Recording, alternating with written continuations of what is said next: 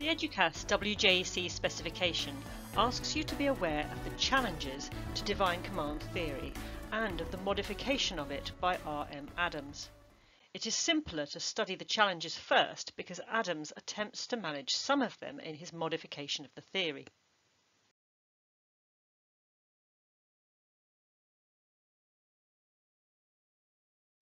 One of the first and most significant challenges to the divine command theory is known as the Euthyphro Dilemma.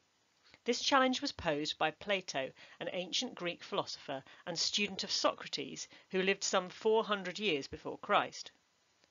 Plato's philosophy was presented in the form of plays or dialogues in which characters discussed philosophical issues. His dialogue, Euthyphro, contains a discussion between a character of the same name and Socrates, who is in the king's court awaiting his trial for corrupting the youth of Athens by leading them away from belief in the proper gods. Socrates meets Euthyphro, who is in court prosecuting his father for murdering one of his servants. Euthyphro's family are angry with him for this and claim he is impious.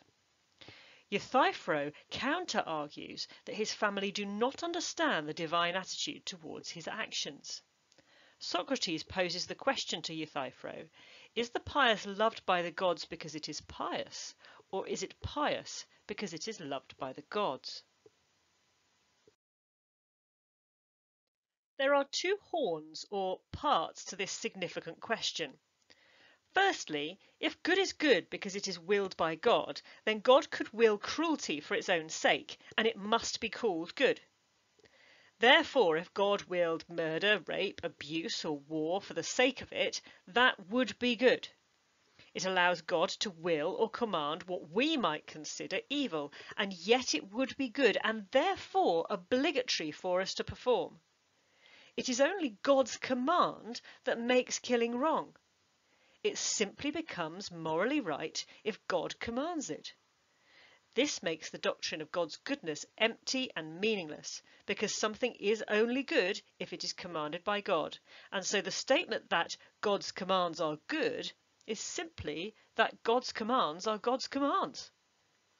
Scholars such as William of Ockham are then forced to bite the bullet and accept that theft or murder would be morally good if God commanded them.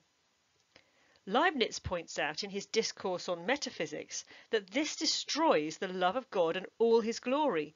Why praise a God who would be equally praiseworthy if he had done differently?